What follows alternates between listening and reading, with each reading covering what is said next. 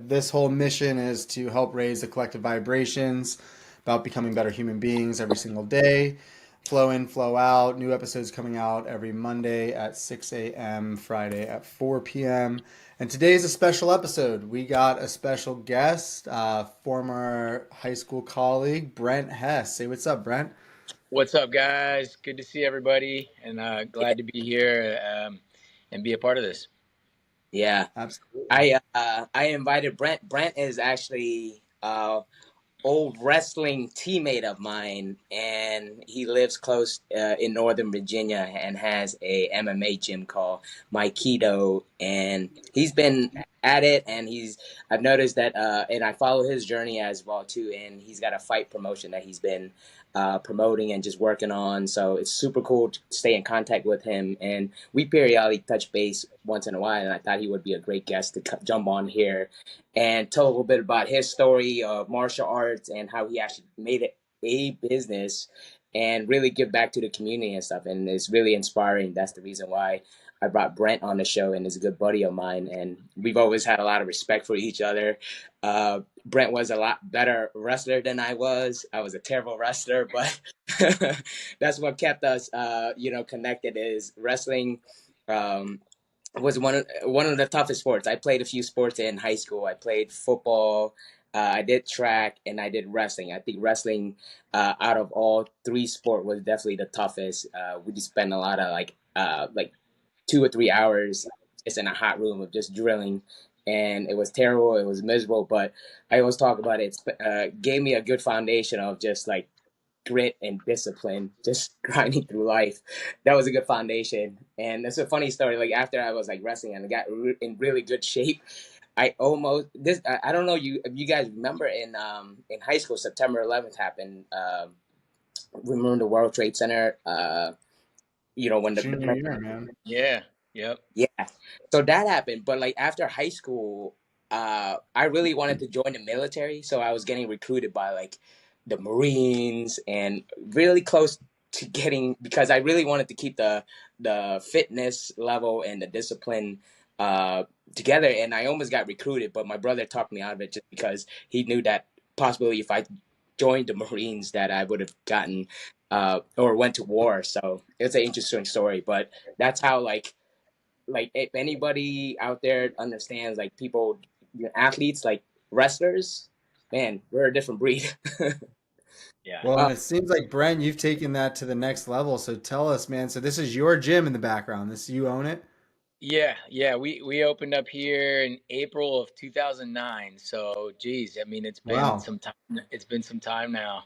Uh, and yeah, I've been putting a lot of work in here, just creating my own story. My father actually started my keto in 1982. Oh, Uh, wow. yeah.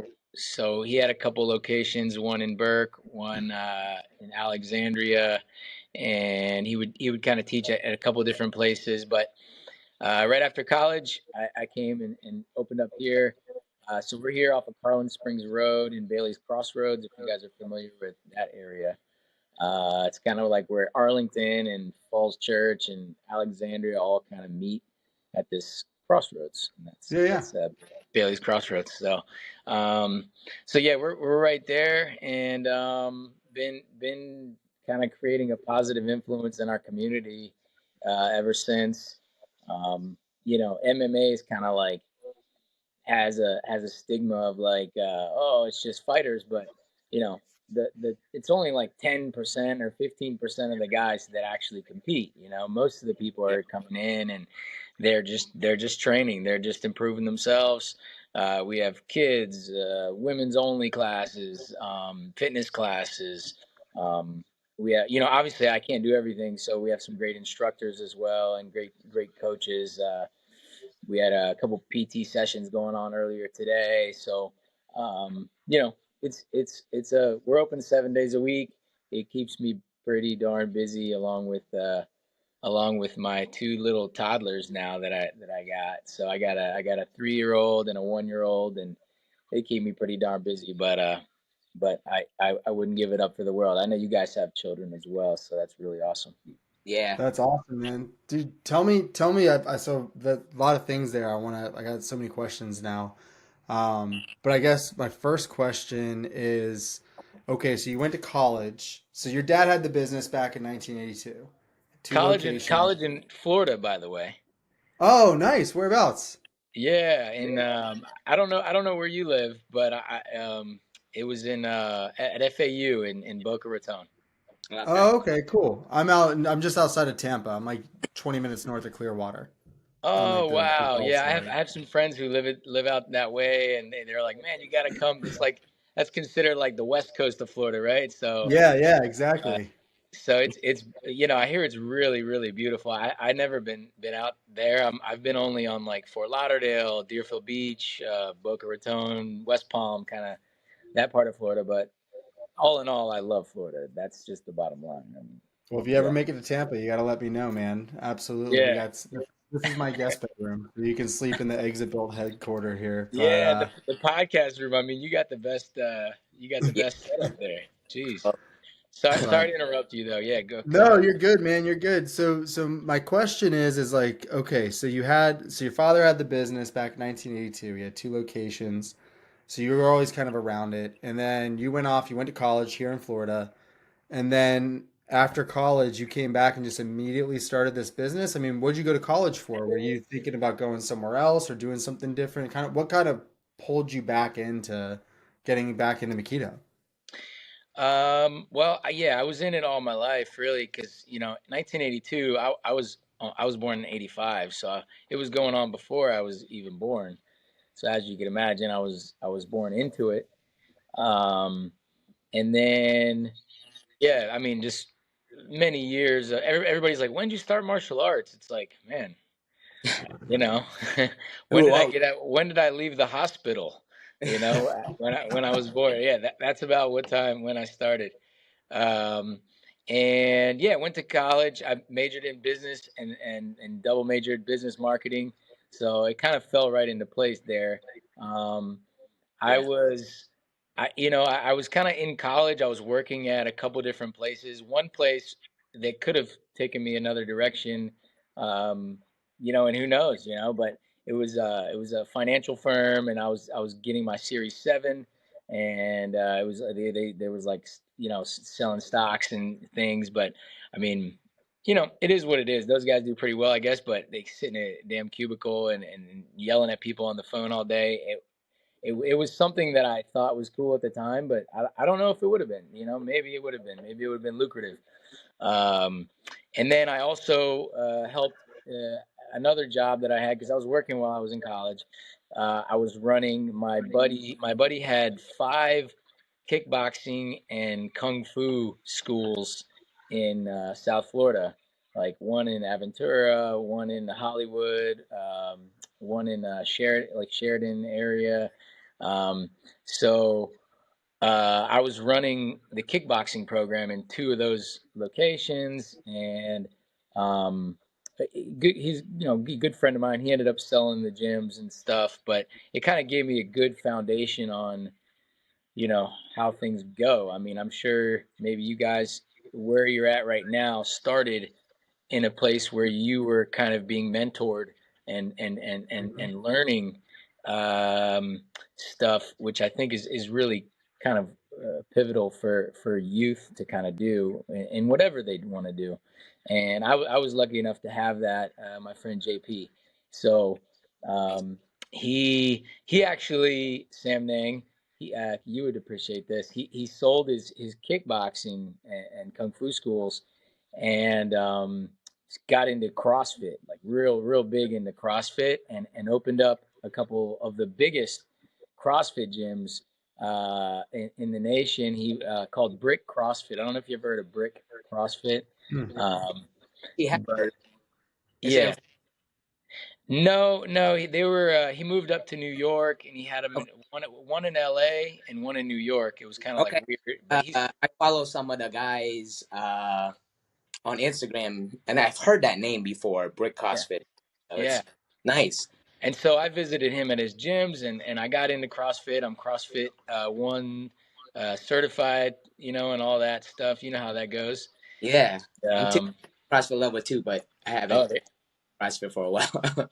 yeah, yeah. So, Yeah, it's a rough sport. I always tell people just kind of take it slow, yeah. take it, because Some people go in there and hit yeah, real hard. CrossFit's like always trying to, all right, so you can do 100 pounds. Let's bring it up to 120, and then 120, let's bring it up, So it's like before you know it, you're like overhead pressing like 150 pounds and ripping your shoulders out. So you just yeah, I love CrossFit, but you got to be careful with it. But CrossFit so definitely in sport is like I always, as a coach, when I coach, is I always make sure people that were safe, and like I kept people really safe because I knew how to spot things and stuff.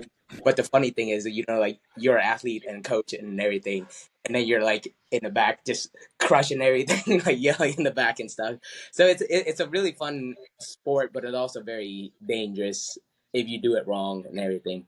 Your right, story is really interesting, how you kind of came up and everything. I think maybe like if you had gone through that financial route, I bet you probably would have felt something on the inside pulling you away back from it. That's kind of like where I went. It's like I've always had like this personal development, fitness, and you know, just like other people, is like I took the corporate route. I did the corporate, I worked in property management and everything, and just something inside me was like, I don't think this is the right move, and I started steering away, started doing more sales and kind of transition into this lifestyle coaching, which is very fulfilling. I'm pretty sure you find your job very fulfilling because you could give back to the community. One is very fulfilling because that's something that like, you know, it's something that I think you were meant to do. Like your father, Mike Master Hess, right? yeah, yeah. He's still kicking and he's still Mike, staying in shape and yeah, keeps himself healthy and does salsa dancing and my parents are loving being grandparents really right yeah. now, so that's pretty cool too. You want to hear a cool story? Yeah. So during Brent and I used to wrestle and everything. Our coach, Coach Moran, I don't think he was actually pretty.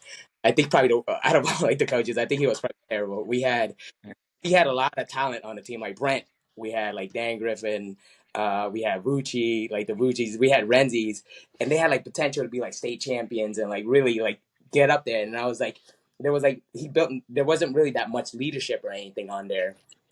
But the cool thing I remember, like when we were like having like wrestling matches, but your dad would actually. I remember him coming to some of the matches, and it will help me warm up. And instead of saying like it was a match, he would get in my head and he would say, "This is a fight." He was Yeah. like, "You're getting into a fight," and wow, I've never had anybody like a coach just say, "Hey, this is a fight," and it really is like a wrestling match is a scrappy fight, especially for somebody that's not like really very skilled.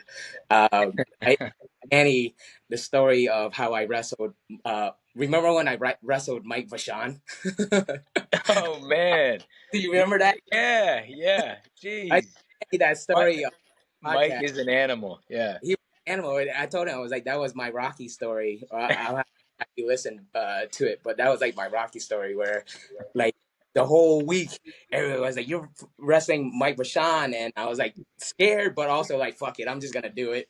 And I had taken me on, and it was a fun. It was interesting. That was like my Rocky story, but the story about your dad, it was like so inspiring for me because I would see him come to the wrestling practices as well, and you would actually I would see you and him doing like extra pull-ups and stuff. I was like, damn man, I wish like my dad's like he's very fit as well too, and like does that, but like he wasn't able to go to a lot of my wrestling matches or anything, so I didn't really feel that support. But like let me maybe ask you like as you were building like your martial arts gym, kind of like that, how did your dad, Mike Master Hess, kind of help you in developing or building out your gym and who you are today? I think Yeah. father's important. So funny enough, and I'll get to that, but Mike Vachon is a good friend of mine now, and he was a wrestling coach here for quite a few years when we were first getting going, and yeah, he's a great guy. I keep in touch with Yeah, him, I and so, because when I mentioned the name, it was like this guy was like, even in high school, he was like really popular. He's like he was potentially at the state champion. I don't know if he became state champion that year or anything, but he was like a stud, you know. And I think the only thing I remember about Mike Vachon in high school was like that's one guy I just don't want to fuck with. Like, yeah, I was always the small guy anyway, so like both of you guys probably would have been able to kick my ass, but it was like don't get in a fight with Mike Vachon. Keep him on yeah, your team. He's a beast, man. He's a beast. But yeah, as far as my father, man, he's been involved every step of the way, and he cut the ribbon here when we first opened up, Very cool. yeah, and he's just kind of always, like you say, like in my ear, trying to give me good advice, and he doesn't come in here and teach as much. He kind of got a gym at his on the back of his house where he kind of works out and does his own training. He likes to work out like super early in the morning, um, and so got a little bit of a different lifestyle. And I guess he's put in his time and his years doing this. So he kind of I guess in a sense passed the torch, you yeah, know. But yeah, no, I do remember him being there, being very supportive of not only me but the whole dang team. He was pumping you up, he was pumping up Vucci, he was pumping up all the boys and trying to get us to win as a team. That's respectable for him to kind of have done that, and I got into wrestling in high school, so I was athletic and I was used to competing, but wrestling, like you say, is kind of a different beast, in the sense of like, it'll beat you down, man. It'll beat you yeah, down. I tell the kids, I got quite a few young boys in here that train here, and then they do their wrestling season in the winter, and you know they benefit from it, whether they do well or they don't do well. I just went to districts actually about a month ago, and supported some of them, and they didn't win, but they it's almost like you get quite a few like life lessons, and you learn kind of about yourself and about how you react under pressure, and that's really what you get from martial arts too. It's like, all right. yeah, Well, how you almost like you get in touch with your senses. I call it like kind of like you test your gauges.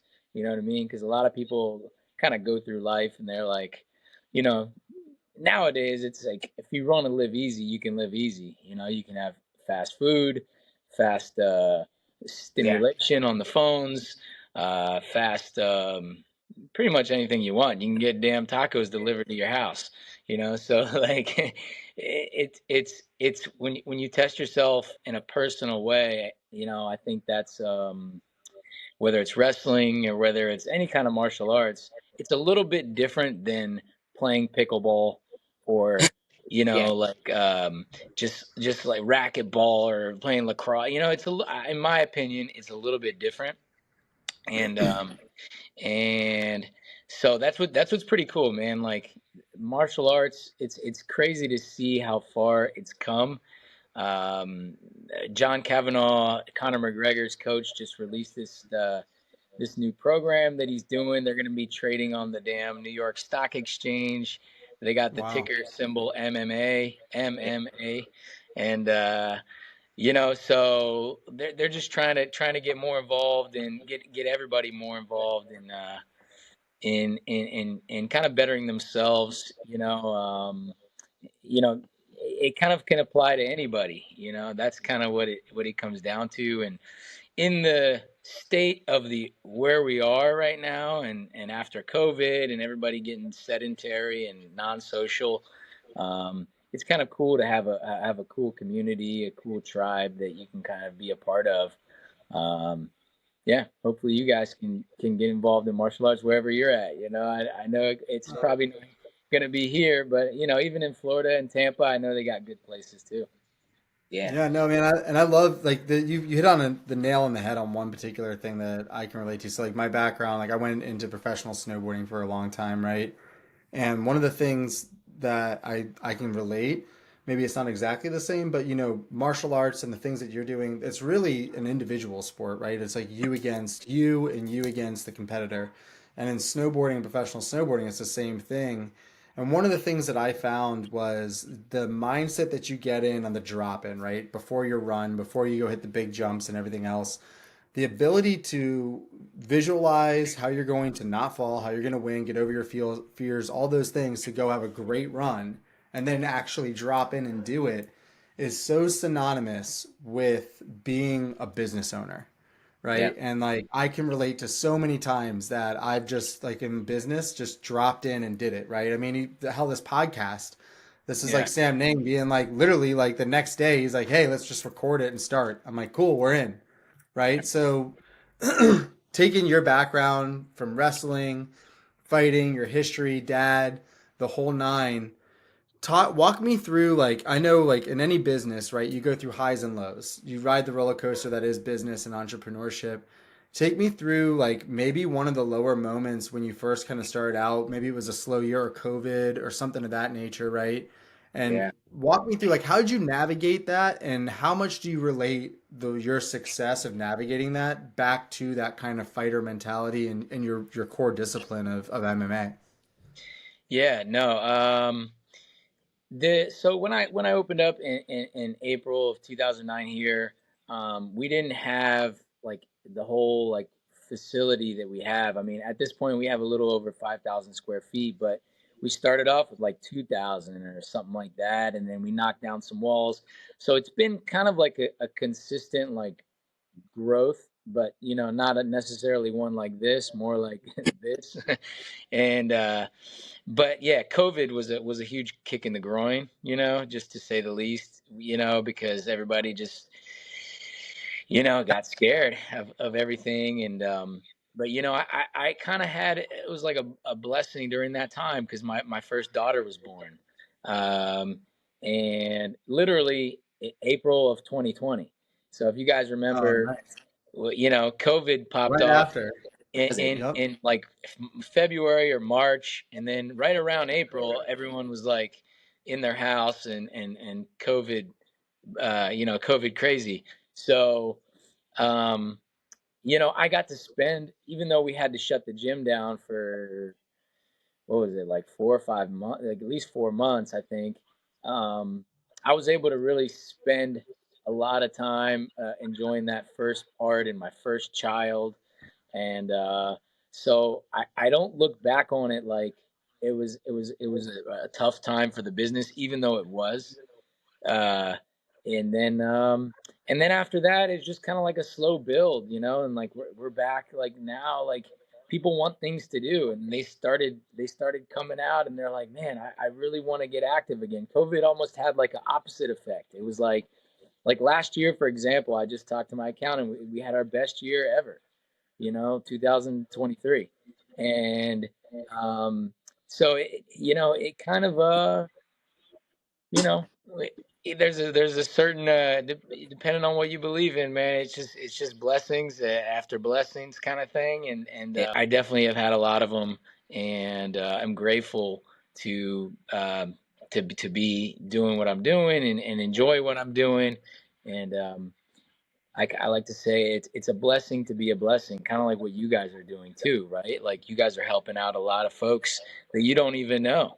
Like Yeah. a lot of them you'll never meet, so um, in that's kind of part of what we're doing now. I'm taking the fight energy that I had all those years and kind of gearing it into a, a giving uh, kind of energy. And resolution, or my theme, I guess, for this year and last year too, because that's when I started with the boxing league, is influence.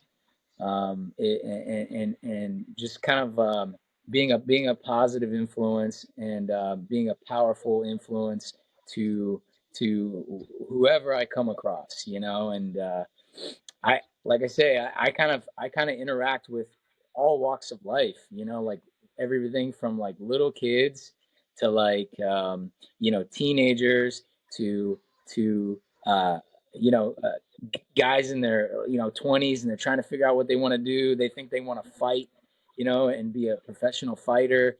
And so I try to give them the best influence and the best advice that I can, and that's something that I've kind of I've earned my stripes. I'm 38 years old now. I keep telling people I'm damn 36. I'm like, what the heck, dude? I'm like subtracting years, but I told you guys the right one. I'm 38, and I feel like I've earned my stripes in the sport and in life, I guess, right? Like, now that we're a little older, we've kind of learned different things about different stuff, and just try to be a good influence for everybody, even the elderly, man. I like talking to elderly, and um, really getting you can't get better advice and better stories, better people who have earned their stripes than somebody who's Yeah. 70, 80 years old. You know what I mean? Like, you're 100%. you're not going to listen to that guy. You know Yeah. what I mean? Like, Right. so um I have a good friend, one of our black belts, actually. I got to give him a shout out. His name is Jonathan Schweinefus. Um, he started a business where he does it's called Story of a Lifetime, and he interviews older folks and just kind of gets their story of their lifetime on like a video, Yeah. and sells it to him. He doesn't use it for like putting it out on the web, but he kind of gives it back to him. He did one for my father. We're gonna put it out on our YouTube channel at some point. I got to get more active on our MIKIDO YouTube, but just influence, man. Influence. Yeah. I try to be Love try to it. be do what I can. Man, I love it. I think the influence that you've had and that warrior spirit by just kind of explaining, like, like time, like life is definitely tough. Like you get ups and downs and, different areas of your life. You have a lot of stuff going on. And typically that's what I do. It's like when I have like my family, I have my business, I have my bodybuilding career or bodybuilding journey and stuff. When some certain areas of your life is kind of like, it's not as where you want it and stuff. These other pillars, like your health, if you have other pillars of your life, they could hold these areas out where it doesn't seem like it's so detrimental. So for me, it's like when I'm influencing, that's a good word. Before I used to tell people stuff that they needed this, they needed this. Then as I got older, as like a fitness coach and like that, it's not that I was like telling people. I just showing them the benefits of what we do. As like coaches and like somebody that's a martial artist, as a warrior, and for me that's like a bodybuilder and stuff. It's like I'm not telling people to do, but I'm actually showing like the benefits and the influence is worth a lot better as I gotten older. Before I used to be like, oh, learn this cool shit and just try to tell everybody, and that would actually like turn people off. And just the same way, it's just like that fulfillment, the influence. It really makes you feel good. It makes you feel like there really is like a blessing, and this opportunity for like to have the podcast, to have my coaching business, and like my bodybuilding journey is like I look at sometimes I'm like, oh man, I'm not there where I want it to be, but at the end of the day, like I always think about like how many people have I inspired, or how many people I'm going to inspire, or going to have influence on, and that really keeps me like energized and like awake and everything. But that's cool, man. I appreciate you sharing that story and about kind of where you grew up or kind of got here. But I think before on Monday we were talking a little bit about your fight promotion, and the way you were telling me about your fight promotion, it sounded like there was like a moment where like you had a time to be very disappointed and very like woe is me, like this shit fell apart, but you had a very optimistic like um outlook on it, and like it's gonna be good, right? Can you tell me a little bit about I think you explained it. It didn't work out the way you wanted to, but when you were explaining to me, it didn't seem like it was like it affected you at all. So kind of explain that a little bit, and then how like your mindset is like when you're doing hard stuff like building a gym, doing a fight promotion, doing like being a father, being a an influencer community member. How do you keep that like straight? Yeah, so I'll just go first with the fight promotion. It was something I've wanted to do for a while, and something I enjoy doing. I'll try to give you guys the shorter version of the story, even though we're on a podcast. So But yeah, I mean, so my father was putting on the first. Let me start there. My father was putting on the first MMA events around, at least on the East Coast, before MMA was MMA that you guys know today. Like that acronym didn't even used to exist. Like, like it was just, he used to call it kickboxing with grappling. And those were he used to do shows. He had shows in Burke. He did shows at Hayfield High School that they would never probably allow anymore. Yeah. And so like he was the pioneer of doing events, and so I kind of grew up in that. I was one of the fighters in those events, so I kind of was in that realm. But now, kind of putting on the show, I kind of make the comparison, like, man, it was way easier to fight, just all you had to worry about was fighting, showing up, making weight. You think that, you at the time, you think that's the hard part, but it's No, like, man, when you're doing the event, that was it's probably like, before you had Billies and stuff. Like this, yeah, like work out and stuff would be great. yeah, yeah. So, and then kind of fast forward, started with a buddy of mine. We started the King's Walk boxing, which we had an amazing first event. Ton of people, everybody was happy. We had damn 21 bouts. Um, we had some like world champion boxers in the commentary booth with us. Um, and so it was really awesome. It was at the Salisbury Center in Manassas. Um, and so um, that was August 19th of 2023. So not too long ago. Oh wow, recent. Yeah, Yeah. that was our first event, and we freaking knocked it out of the park. It was awesome. And it worked out. Um, Say it again. You, Sorry, I missed you you. you had one in DC that didn't work out or planned out as the way you Yeah. wanted. So I'm getting there. I'm getting there. So like, uh, so then we were like, all right, I have a friend of mine, Lee. He puts these huge parties on in the DMV area. Um, more dealing. His company's called DCBX. So they put on the best Latin and Latin dancing. So they do like workshops during the day, and then they do like performances and shows at night. And it's like a 3 or 4 day thing. It's over like a weekend kind of thing. And man, he's a good friend, great friend of mine. He just had a baby girl, so yeah, man, it's awesome. I was just on the phone with him a couple days ago, but literally a couple days ago they had her. So he has a New Year's event. It was December 30th of last, right here before the New Year here, and we had everything worked out.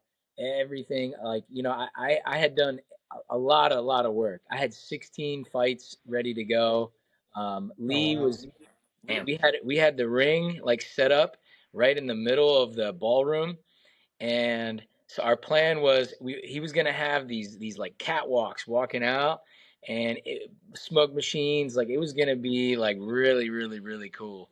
And then after the event, we were gonna rip the ropes down and turn the ring into a stage and turn it into Oh like nice. a concert. Yeah. So like we had everything planned out, and without being too negative, the DC kind of heads of boxing, let's just say, um, dropped the ball. They withheld our sanction from us, and you need the sanction number to kind of put on the event. And it got so, they were kind of like, oh, we'll do it, then we won't do it. It was kind of like hot and cold. And then right there, a couple weeks before the event, I had to pull the plug. Like it just got to the point where it did. I just didn't want to get up to, and they were still trying to lead us along, like, oh well, I'm gonna try, and I'm gonna do try, and so, I kind of look at things a certain way. I try not to let things bother me in a certain way. you know, and I kind of try to say, hey, maybe it wasn't, maybe it was for the better, maybe it wasn't meant to be. And Yeah. the connections that I made, I got up to the deputy commissioner of DC. I was talking with him, and funny enough, now we're on the phone, like, talking about doing events this year again. Like, he called me up, he's like, once, he knows I was legit, because we weren't trying to do anything but something positive for the city, which, Yeah. FYI, the city of DC, they need positive stuff going on, you know? For sure. And so, we lost that show. But yeah, so I'm in the middle of rebranding the whole company. Um, kind of just to make it a little more gender neutral. It's going to be called the Champions League Boxing now. Um, Nice. so yeah, now the Champions League Boxing. Give us a follow on Instagram, and the Instagram page needs a little love. It's we're just starting out, so be nice. And We'll put everything. So, and then Yeah, yeah, we'll add it to the show notes and get your links in there. Let yeah, me ask you, Brent. You follow Jocko Willink? You read any of his stuff? yeah. that, I like Jocko a lot. Yeah, he's the 4 a.m. guy who takes a picture of his watch every morning, and Yeah. yeah, he's got some pretty good protein too. Do you like him? I'm a huge fan. I read his leadership books and like I love his style. Like his story's incredible. Like all the stuff that he did and the SEALs. But did you see like I think actually it was on Tim Ferriss's podcast his good skit. Did you ever see his good skit? good. No. Broken leg. Oh, dude, you got it. All right, so you have to promise me you're gonna watch this after this podcast. Just type in on Google Jocko Good, and just look at the first video. It'll be Oh, no, him. I have seen that. I have seen that. Oh, you got some problems? Good. Oh, you Good. can't get up out of bed? Yeah, Good. it's basically Yeah. Yeah. Exactly, dude. So like, so when you were talking about like, yeah, we had to shut it down 3 weeks, but I look at things in a different light. I immediately was thinking in the back of my mind, like he's got that Jocko mentality. He's like, show didn't work out, good. Now I'm gonna Good. go do this one over in August, and we're gonna crush it. Yeah. Like, Yeah. Yeah. yeah. but No. that's it, man. Yeah, Kind having of that yeah. having that mindset while you're going through hard stuff or difficult stuff or stuff that just doesn't work, it actually keeps you from learning. It keeps you learning. Like you talked about it, like you make connections, network with like the deputy commissioner, and that's super cool connection. That you potentially would use and to get somebody that high level and stuff. And keeping that optimistic outlook is very good. Like even when I was going through like my shit with like divorce and separation and all that, I still had a very optimistic. I had an outlook of like I'm gonna learn something. There's lessons in these tough times, and having Absolutely. lessons, Yeah. like having you brought it is like through wrestling, through doing difficult things, doing things that like push you outside your comfort zone. I mean, by the way, whatever you just talked about like having the ropes and making it a stage, that sounds super creative and stuff. That would have been cool, but uh, but even like having to think through that process and stuff is really challenging to your brain and stuff. And it's similar in my field and Danny's field is like we're building these businesses that like coaching is fairly new online and everything. So we're using the mindsets and things that like I've used previously from my life, from like life lessons, just because I hit roadblocks where it's like really hard, it's really difficult. But I could also be like, I'm putting myself in an uncomfortable situation. It's normal. It's happening and stuff. When you put like, especially like in martial arts and like wrestling and stuff, doing these difficult things teaches so many damn life lessons that it just helps you move along. And I think that you sharing that about like that was extremely creative and a thing. And we'll definitely plug you and help you promote. That was the reason why we brought you on to the show and stuff. It's like I saw that you were. Yeah, having like a new fight promotion and everything, and so we could get this out, like a long format content out, and brand you or promote you as the fight promoter as well too, and part of your gym. So, which is Yeah. neat, man. We're looking to do our first event, hopefully, fingers crossed, maybe late summer. So maybe we can jump on another podcast and talk Yeah, about it, or whatever. hype it Let's up do and it, stuff. man. Yeah, That'd be awesome. That'd be awesome. Yeah. And there's something I don't know, man, maybe this is something that'll resonate with you or not, but it's something I've been pondering a lot recently. So my space, I deal in tech, right? So we do a lot of web development and stuff, and then we also do lead gen for customers. And we were running up against a wall, my developers were, and I realized like we were focusing so heavily on the solution that we stopped asking better questions. And oftentimes what I realized and something that I'm super active on now is like I think if you stretch that out across multiple different things, not just in my space, but also like in your world, in Sam Nang's world, we're always thinking about how can we solve this thing or what can we do to solve these things. And we're so heavily focused on the solution. Yet, if we start asking really good questions, the solution just starts happening around us, right? So it's never, for now, I'm realizing like for me and my business, it's not about the solution, it's about asking good questions and what you just kind of shared as far as the promotions are concerned, and like look, like you said, now you got to in with the commissioner, you have the next thing. So I don't know, just a nugget that I have. I don't know if you've heard of that before or not, but I always like kind of just sharing those things as like I'm going through it personally as well. But it's always like that Yeah. asking the better questions is getting me further along in my life right now than worrying about the solution. Yeah. Yeah, I mean, yeah, I think that's very important. Just asking yourself the right questions, and you can almost talk yourself through uh, why you're maybe not at the solution that you desire. Right. Like I saw something about and you guys know this, like with kids, like um, if they don't, if they're not doing what you want them to do, kind of thing, don't just like react emotionally like, hey, you're not supposed to, just kind of like start, and this is not business, but this is kids.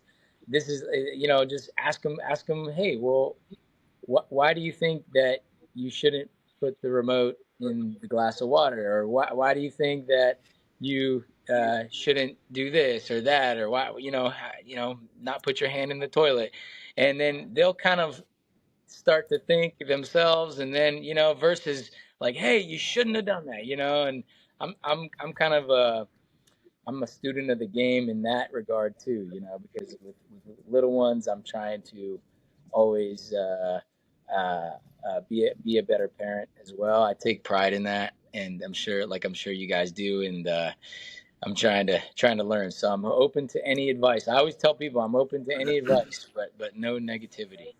Yeah. Here's a good one with kids that I started doing with my 5-year-old, and it works flawlessly. So my kid's just like me, independent. Like it's gonna be on his terms, right? Like it doesn't matter if like I could tell him, this cup is red, and until he decides the cup is red, the cup is purple until he tells me it's red, right?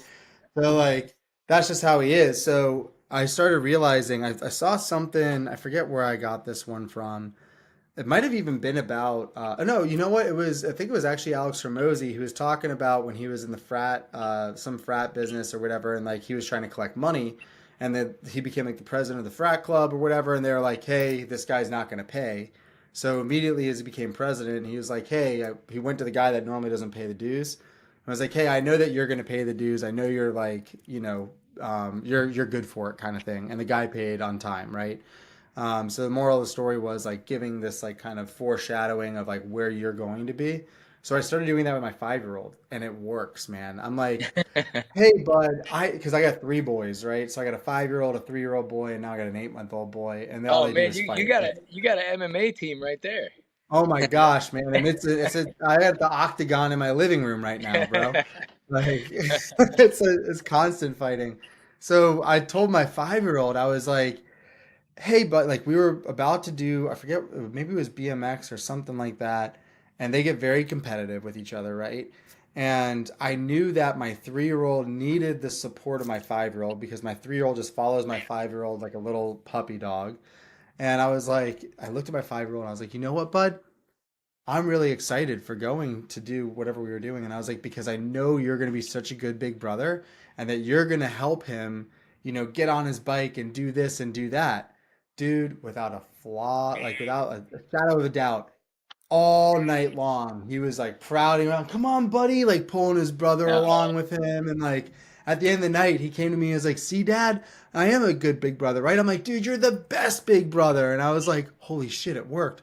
So like, I Yeah. grabbed my wife. I'm like, "Honey, we got to start doing this with everything, man." Like, but it's Yeah. No, funny like how the psyche works that way, right? yeah. Parenting is it's a challenge in itself as well too. But I think for me, I think what I've learned recently, and it was prior to, like, you talk to kids and everything. It's talking them to that same level. Yeah, we're their parent and stuff. We're responsible for them. But that for me is like my thought process. Like, to become a better parent, I actually had to like listen to what they're trying to express, whether it be like an emotion. Sometimes they get very emotional and stuff, and there's times where like I have to let them calm down. Especially at like certain ages and stuff. And like they don't completely like me putting them. I had to put myself in their shoes. They don't have the complete understanding of how to express themselves. Sometimes it's just crying, sometimes it's being whiny, sometimes it's doing that. For me, it's like learning to just understand like their brains are developing and just being more understanding with that. And then just when they start to calm down and everything, they tend to forget things pretty quick. But if they, like from prior, I used to try to like do something while they're under like emotional stress and stuff. So, but I would let them just kind of ease on out and then just kind of talk to them, as like a regular dad in simple terms. I don't use like more complicated words and anything, but really just kind of get to that level was like, hey, what happened there? Like, why did you do that to your sister? Why did you do that to your dad and everything? Sometimes they have answers. Sometimes they're just like, whatever, I don't want to fucking talk to you and stuff. So to me, it's like parenting is just in life is you're really just learning up on the go almost, right? You have people that support you and teach you, but your kids are your kids and you are you at yourself too. So there's this relationship that you have to create with them. And then to me, it's like it's very fun because it develops. But in my head, like when you guys are talking about like, hey, you're gonna be a great big sister, you're gonna be a great at this and stuff, like that's almost like the same techniques as like we're teaching them how to visualize or how kind of think about like That's it.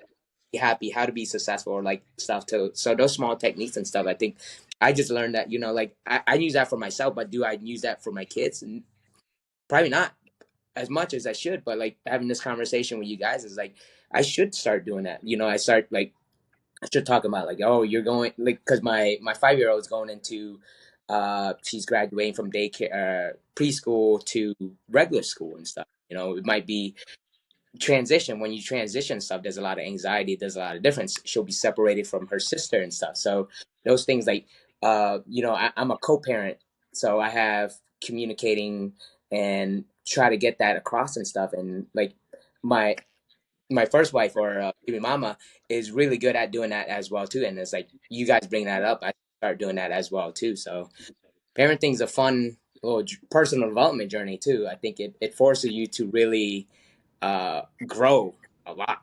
Like I grown 100%. more when the kids have gone. Like personally, you're just it's not about you anymore. you know, Yeah. if it is still about you, like you still have to be healthy, but there's still more people um that you have to support as well too. So And yeah, Sam, $100. you and I are in the same boat, man. We both have two little girls. two little girls. Yeah. We're in double trouble, man. I call my little girlfriends. I don't have. I mean, I have like go on dates. I was like, but like two little girls for like a single dad. I was like, it's tough, but I can tell you the amount of dates or people that are interested. Like people love little girls. I'll Oh, tell you how what though, old? man, between the two of you though, I'm not worried about you guys because when the boyfriend starts showing up, it's like, yeah, oh, my dad's a bodybuilder and my dad runs an MMA gym. Like, whatever, man. You guys are good. Yeah, oh, and then yeah. my 3-year-old daughter Zara, she is very aggressive. So I feel like they're gonna be like a good squad, protective team. So I'm not worried about that as well too, man. Like same I with you. was gonna say, how old are they? Um, Xena just turned 5, and Zara's about to turn 3 in May. So yeah, Oh, yeah, same age. I think what you're when you say you had your baby around when COVID had happened. My first daughter, we just celebrated her first year birthday, and then like the next week, everything shut down. So that was kind of like what I remember. It was like I had a daughter that was like 1 year old. When was she? What's her birthday? I'm bad with dates, but she just had a birthday. March 6th is Oh, her okay. birthday. Yeah, Okay, yeah. March. Mine April 18, and then my Yeah. my first or my second daughter was born on the first of the year. She's a New Year's baby. Oh, okay. Oh, nice. Yeah, yeah. So that's always gonna be a memorable countdown. 10, 9, 8, Oh, tell us 7. the story. Because I think we were talking about like you say you wanted to tell your daughter. You were listening to a podcast, and then your daughter chimed in and was asking like what you were listening to, and that was actually a good like parenting moment where like you actually helped her explore what she was interested in by her watching you. So explain that. I think that's really cool because lately when we had Eamon on and we're doing this podcast and thing, I know we open up this world of like personal development some some people because it. I've been in the personal development for a long time, and doing it and then just opening it up to some people. Like you did that with your daughter, but I think she started going to like YouTube and stuff. So yeah, Yeah. Yeah, no, I mean like well, first of all, like, I was one of those people like before I had kids, I was like, man, if I have kids, I'm not gonna let them get on the screens and have screen time, and can't let them sit on the TV all day, and man, after you have kids, it's like, geez, well, I guess I got to do some stuff around the house. Here's a little cocoa melon and a little whatever, Peter Pan. Luckily, she likes all like really like, and it's kind of funny. Like she likes like the old classic movies, like the old Peter Pan, the old Cinderella, the old Snow White. Like she doesn't like the newer stuff. And I'm looking at the dates of some of these movies that I remember from when I was a kid, and they were like 1961, and like Yeah. like I'm like, wow, geez. But back to your point, I was watching. Sorry about that, guys. I was Jeez. Sorry. Figured out another way to ring me, huh? All right. Um, yeah, I was watching a podcast the other day, and my daughter was like, "What are you watching?" And I was like, podcast." And I don't watch too many podcasts. I think it was Joe Rogan. I either watch Joe Rogan or I like Lex Friedman too. He's pretty cool. But I was like, she was like, "What are you watching?" I'm like, "Podcast."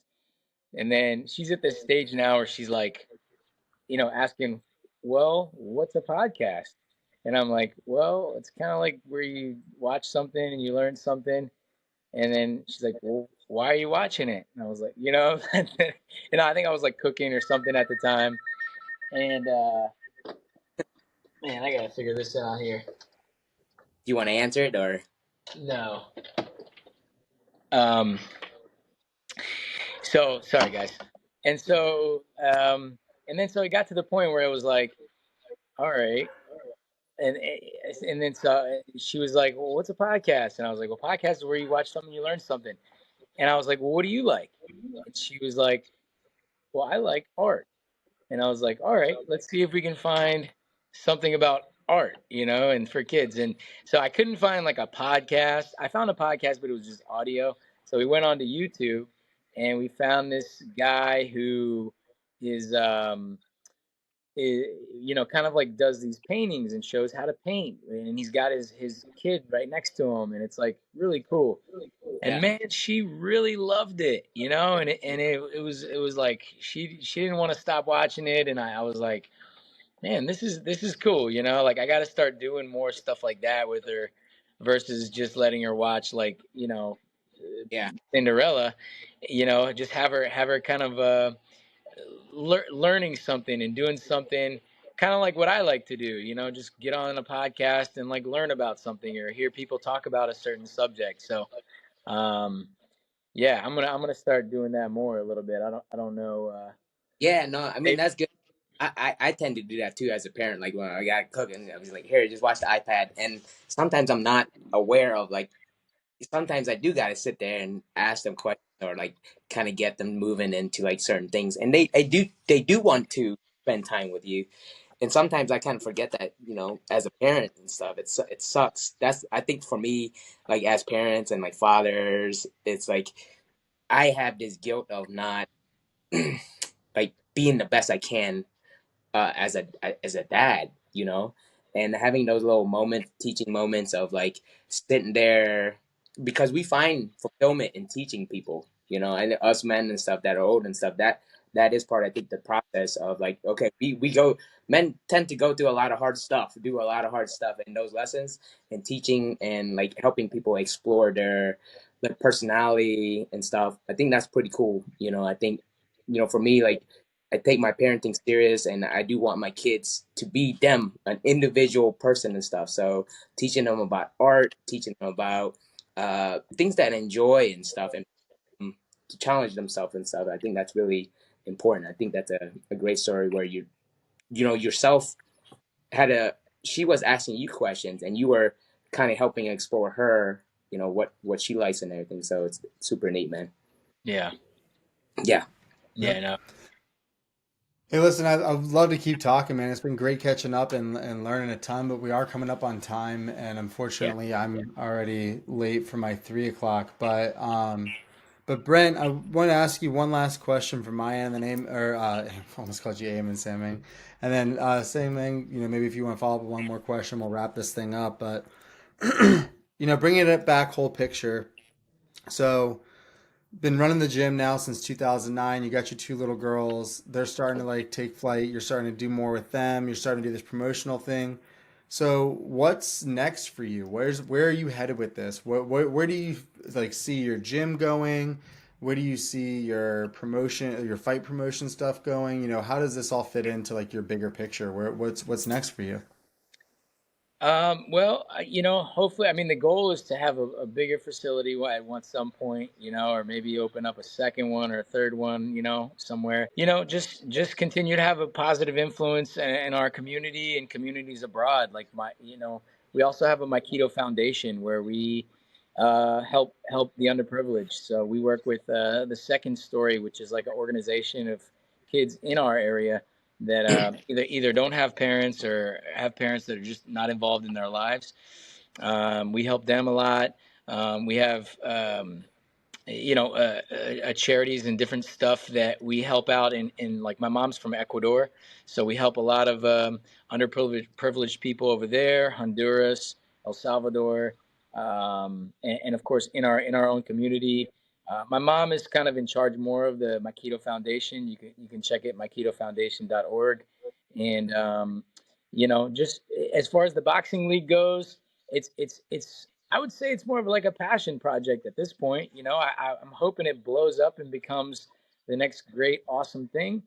But I think based on the influence that we had in our first show, I know that once we get rolling here with the Champions League coming up soon, once we get rolling, we're going to be rolling, and it's Yeah. it's really going to be kind of like a snowball effect in this area. And then hopefully continue to work and make bigger shows, better shows, and you know that's kind of and then if you're looking further down the line, hopefully my daughters can get into something that they enjoy and they like, um, and maybe come up with a new section of my keto where they do fitness, or they do have an art studio, or like whatever they want to do. That's something that has a positive outlet in the community. And because Yeah. that's what my keto has been since my parents started it in 1982. Just helping folks. We get people calling all the time. Like, first of all, people calling like trying to talk to my dad, thinking he's like still running running the show, and he's like, is Mike around? I want to talk to him. I want to thank him. He's helped me so much in my life and everything like that. And I'm like, yeah, no, I'll relay the message, sir. And so um, like I was saying before, it's a blessing to be a blessing, and what you guys are doing is awesome, and we're impacting more people in a positive way, and that's all we can do, man. Like, with all the negative influence that's going around, to be a Yeah. positive influence is it's kind of like, it really is like in a good spot to be in. Yeah. And then more specifically with me in martial arts, I think martial arts is really taking off and making some big impact around the world. I mean, UFC and all that stuff is one of the biggest names around, and kind of taking an upwards climb, you know. So Yeah. I'm glad that I can be at the forefront of that and be a part of that, and Yeah. you know, Yeah, that man. that's that. Yeah, and the positive message that you're sharing, you know, is very powerful, right? I think that's what me, My keto, yeah, my keto means my powerful way. It started off, you know, my, and then key, power, do, way. So, you know, that's kind of like our thing is my powerful way. yeah, And, Love it. and everybody kind of find their powerful way is kind of what we help people do. And, it's really unique to see the transformation in people, as I'm sure you guys will see the transformation in people as you continue to coach and work with them. yeah. It is powerful, man. I think the message that you're sending of, you know, you could get a big misconception that martial arts is dangerous. It's like it's not good for people and stuff. That was like the old way, but it's the discipline and the philosophies behind it and stuff. It teaches a lot of self-discipline, personal development and stuff, and it is very powerful in a way. Like for me, it's like I'm a bodybuilder, and that's, you know, the discipline and mindset around it and stuff is what makes me feel powerful as well. Help teach and, you know, influence as much as I can as well too. But I think the question that Danny asked you was fantastic about asking like what your vision and everything is. My question would be like how you as a person, how do you want to grow? I know you're always about growing and everything. Like what are you doing currently now, as in like to grow personally, spiritually? I know you're doing pretty much like everything you can and stuff, but like is there anything that, you know, whether it be like reading books, podcasting, and the type of person that you want to be, is there something that you know, you want to share with us, maybe like 5 years down the road, like the type of person that Brent Hess wants to be? Yeah. Yeah, no, I mean, I'm trying to constantly improve. I read books a lot, and listen to podcasts. In my martial arts, I'm blessed to have some really good training buddies, not only in my gym, but also in other gym. Like a good friend of mine, he's a UFC fighter, Ryan Hall. Uh, I help him train for some fights. He's a local guy, and he's a great mind of the martial arts, and really good guy personally as well. Yeah, Um, and so just to have that. I do yoga as well. That's one of my other yeah, secrets that I like to do. That I kind of dabble in a little Bikram yoga. but it's Some like of my my own yoga. some of my I, pranayama breathing, and I would always recommend people to do breathing exercises.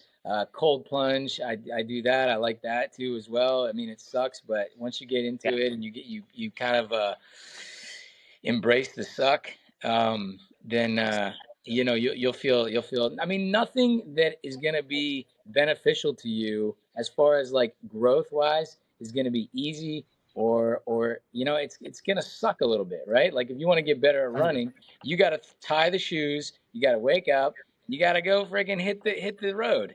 You know what I mean? I saw Eamon was gonna do the 5K. I'm really happy for that, and yeah. I saw Danny pushing him to. I watched a little bit of that podcast. I saw Danny pushing him to kind of raise the bar and No, think That think was of that was Sam Nang. No, I can't take credit for that. That was Sam Nang. He was that like Sam. Oh, I thought that was like Danny. 5K. How about a I always, marathon, Eamon? that's like Oh, okay. doing that is like when somebody says like, "Oh, that's good. Why don't you do this?" Because it makes that small goal or whatever, like that 5K, look almost like nothing.